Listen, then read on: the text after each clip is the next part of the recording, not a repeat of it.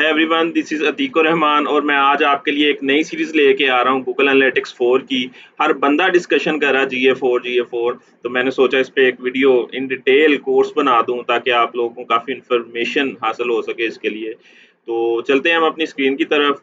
तो आज का जो हमारा लेक्चर है वो फर्स्ट लेक्चर है जिसमें मैं आपको बताऊँगा कि GA4 होता क्या है और आप किस तरह GA4 और GA3 में कंपैरिजन करके देख सकते हैं। मैं खुद भी बताऊँगा आपको at the end of this video आप इस काबिल हो जाएँगे कि आपको दोनों में डिफरेंस पता चल जाएगा कि GA3 क्या था और GA4 क्या है। ठीक है, तो चलते हैं हम अपने लेक्चर की तरफ।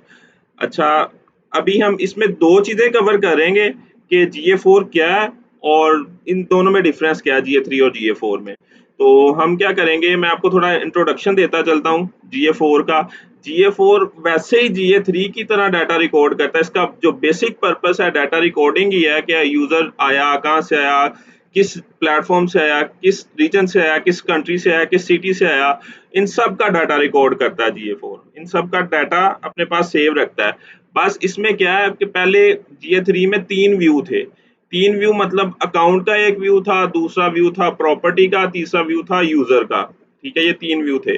अब GA4 में क्या हुआ है, जो व्यू वाला व्यू है वो ख़त्म करके वो एक डाटा स्ट्रीम बना दी गई है और वो सारा कुछ उसमें ऐड कर दिया गया है कि सपोज़ अगर आपको मोबाइल का डाटा रिकॉर्ड करना है, एंड्रॉयड का, iOS का करना है, आपको डेस्कटॉप का करना है या किसी भी अदर प्लेटफ़ॉर्म का जो डिवाइस है उसका करना है, तो आपको क्या करना पड़ेगा, सिर्फ़ एक डाटा स्ट्रीम बनानी पड़ेगी और वो तीनों के लिए या चारों के लिए वो आप यूज़ कर सकते हैं। तो आपको सेपरेट व्यू बनाने की ज़रूरत नहीं है उसके लिए। तो ये बेसिक डिफरेंस है। और GA3 क्या करता था पहले, GA3 जो डाटा रिकॉर्ड कर रहा था, वो सेशंस की बेस पे कर रहा था कि यूज़र आया, उसने कितने सेशंस किए और उस सेशन की बेस पे वो यूज़र का डाटा फेच कर रहा था। और GA4 में क्या हुआ, GA4 में सारा का सारा डाटा मॉडल ही गूगल ने चेंज कर दिया है कि इसमें क्या होता है कि जो गूगल एनालिटिक्स 4 है उसमें जो भी डाटा वो फेच कर रहा है गूगल, वो इवेंट्स की बेस पे फेच कर रहा है। तो पूरा का पूरा डाटा मॉडल ही चेंज कर दिया, पूरा का पूरा GA ही गूगल ने चेंज कर दिया। तो मैंने इसका बता दिया आपको कि GA4 होता क्या, आपको बेसिक आइडिया हो गया होगा। अब हम देखते हैं दोनों में डिफरेंस क्या है, GA3 वर्सेस GA4 होता क्या है, कि क्या ज़रूरत पड़ी गूगल को जिसकी वजह से उसने GA3 को एलिमिनेट करके GA4 लेके आ गया। तो ये कुछ बेसिक सा डिफरेंस है। जैसे मैंने ये पहले ही आपको बता दिया कि जब GA3 में जो यूनिवर्सल एनालिटिक्स था उसमें क्या था, जब यूज़र वेबसाइट पे आता था तो वो डाटा फेच किस बेस पे गूगल करता था, वो सेशंस की बेस पे करता था। वो सेशन पेज व्यू का सेशन हो सकता है, वो सोशल इंटरेक्शन का सेशन हो सकता है, वो कस्टम इवेंट्स का सेशन हो सकता है जिसको CTA, परचेज़, पेज व्यू वगैरह हम बोलते हैं। और वो सेशन ई-कॉमर्स ट्रांज़ैक्शन का सेशन हो सकता है, जैसे कोई बंदा आया, कोई यूज़र आया आपकी वेबसाइट पे, उसने ऐड टू कार्ट किया, उसने इनिशिएट चेकआउट किया, उसने परचेज़ इनिशिएट की, तो ये भी सेशन हो सकते हैं। मतलब इस तरह डाटा रिकॉर्ड जो कर रहा था गूगल, वो सेशन की बेस पे कर रहा था। और GA4 में क्या हो रहा है कि जब भी यूज़र वेबसाइट पे आता है, तो हर यूज़र का जो सेशन था पहले वो अब इवेंट्स में कन्वर्ट हो गया, कि मतलब यूज़र अब आएगा वेबसाइट पे तो वो एक इवेंट काउंट होगा। उसने पेज व्यू किया, वो इवेंट काउंट होगा। उसने स्क्रॉल किया, वो इवेंट काउंट होगा। उसने ऐड टू कार्ट किया, व्यू आइटम किया, ये इवेंट्स काउंट होंगे। तो पहले जो सेशंस थे अब वो इवेंट्स हो गए। तो पूरा का पूरा डाटा मॉडल ही गूगल ने चेंज कर दिया है। इसका तो आपको आइडिया हो गया होगा। हम अब चलते हैं नेक्स्ट स्लाइड पे। ये भी थोड़ा एक कंपैरिजन है GA4 का यूनिवर्सल एनालिटिक्स से। तो जब हम इसको सेटअप करते थे, तो GA4 अब क्या करता है कि वो जो डाटा है वो हम ऐप का भी उसमें फेच करवा सकते हैं, रिकॉर्ड कर सकते हैं GA4 में, और वेब का भी करवा सकते हैं। पहले क्या था, जो यूज़र की प्रॉपर्टी थी उसमें, मतलब जो डाटा फेच हो रहा था वो यूज़र की प्रॉपर्टी, जो व्यू वाली प्रॉपर्टी, उसके थ्रू फेच हो रहा था। अब इसमें क्या है, learning curve, steep learning curve, मतलब थोड़ा इसमें आपको टाइम लगेगा सीखने में क्योंकि ये न्यू चीज़ है। और जो आपका GA3 था, क्योंकि आप यूज़्ड टू हो गए थे उससे, तो वो आपके लिए अंडरस्टैंड करना आसान था। उसके बाद यूज़र फ्रेंडलीनेस, क्योंकि यूनिवर्सल एनालिटिक्स आप काफ़ी देर से यूज़ कर रहे थे, तो वो हर बंदे को आता था, हर बंदे को वो आसान लगता था, वो हर बंदे के लिए ईज़ी था। और जो GA4 है, क्योंकि ये न्यू आया है और काफ़ी चीज़ें इसमें न्यू हैं, तो ये हर बंदे को अभी तंग कर रहा है और हर बंदा परेशान है कि GA4 क्या चीज़ है, क्या बला है। तो इसलिए ये यूज़र फ्रेंडली नहीं है अभी लोगों के लिए। उसके बाद रिपोर्टिंग का सेक्शन, जो जी यूनिवर्सल एनालिटिक्स था, वो अगर क्रॉस डिवाइस आपने कोई रिकॉर्डिंग करनी थी तो वो आपको रिस्ट्रिक्ट करता था। मतलब आपने कोई GA4 गूगल के अलावा कोई प्लेटफ़ॉर्म पे आप किसी की रिकॉर्डिंग करनी है तो वो आप उसमें लिमिटेशंस थी। और GA4 ने ये लिमिटेशंस भी एलिमिनेट कर दी हैं कि GA4 क्रॉस डिवाइसेस को भी इनेबल कर रहा है, उसका डाटा भी फेच कर रहा होता है। उसके बाद यूज़र ट्रैकिंग, वो मैंने पहले ही आपको बता दिया कि जो यूज़र का डाटा ट्रैक हो रहा था पहले यूनिवर्सल एनालिटिक्स में, वो सेशंस की बेस पे हो रहा था और अब GA4 में ये इवेंट्स की बेस पे डाटा रिकॉर्ड हो रहा है।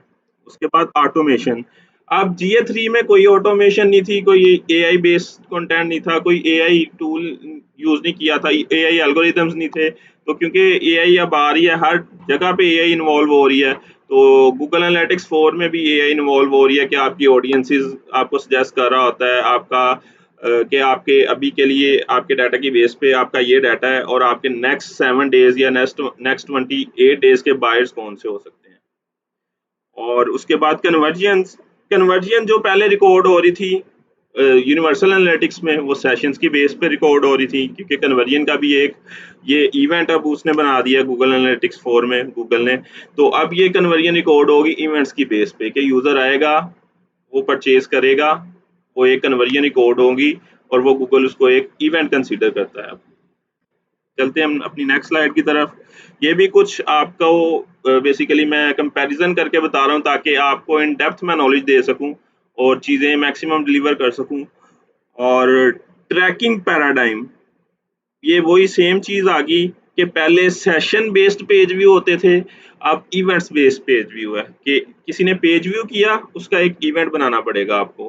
कुछ बाय डिफ़ॉल्ट भी इवेंट होते हैं और कुछ आपको कस्टम बनाने पड़ते हैं। तो ये जो पेज व्यू वाला है, व्यू आइटम वाला, ये आपको बनाना पड़ेगा खुद कस्टम। ठीक है। उसके बाद डाटा सेटअप ऑर्गेनाइजेशन, इसमें क्या था डाटा सेटअप ऑर्गेनाइजेशन में कि GA3 में यूनिवर्सल एनालिटिक्स में एक व्यू की प्रॉपर्टी होती थी, ये व्यू की, तो उसमें सारा आपका डाटा आ रहा होता था। अब GA4 में एक ही डाटा स्ट्रीम होगी और वही प्रॉपर्टी होगी, आप हर डिवाइस का डाटा उससे फैच कर रहे होंगे। यूजर एंटिटी मॉड्यूल, अब जो यूनिवर्सल एनालिटिक्स था वो कुकी बेस्ड था और जो गूगल एनालिटिक्स 4 है, इसमें 2 चीज़ें ऐड की हैं गूगल ने, गूगल सिग्नल्स और कुकीज़। तो ये काफ़ी एडवांस होने वाला हमारे लिए। डि अब डिफरेंट मैट्रिक्स, अब जो गूगल एनालिटिक्स 3 था, उसका जो मेन मैट्रिक्स था वो बाउंस रेट था कि यूज़र आया आपकी वेबसाइट पे, वो कितनी देर में बाउंस हो गया, वो कितनी देर में आपकी वेबसाइट छोड़ के चला गया। अब गूगल ने क्या निकाला है कि यूज़र आपकी वेबसाइट पे आया, तो वो अगर 10 सेकंड तक आपकी वेबसाइट पे रहता है, तो वो एक एंगेज यूज़र काउंट होगा, ठीक है? तो अब आपको इन दोनों में डिफरेंस अब खुद ही करना है कि वेब यूज़र आया वेबसाइट पे और वो बाउंस हो गया। यूज़र आया और वो कितने सेकंड रहा, तो वो एंगेज सेशन काउंट होगा। तो बेसिकली ये दोनों एक दूसरे के अपोज़िट हैं। उसके बाद क्रॉस डिवाइसेस ट्रैकिंग, जो यूनिवर्सल एनालिटिक्स था उसमें आपको किसी और डिवाइसेस गूगल के अलावा कोई क्रॉस डिवाइस कोई क्रॉस प्लेटफॉर्म से अगर आपको ट्रैकिंग करनी थी तो वो बहुत मुश्किल थी, वो लिमिटेड थी, मतलब नामुमकिन थी एक किस्म की। और जो GA4 है उसने इस चीज़ को एलिमिनेट किया है, आप क्रॉस डिवाइसेस भी ट्रैकिंग कर सकते हैं। अच्छा, ये आपको फ्रंट वाला जो व्यू नज़र आ रहा है ऊपर वाला, ये GA3 का है। इसमें क्या होता था, एक अकाउंट का व्यू होता था, एक प्रॉपर्टी का व्यू होता था और एक व्यू का जो यूज़र का व्यू कि हम मल्टीपल व्यूज़ बना सकते हैं।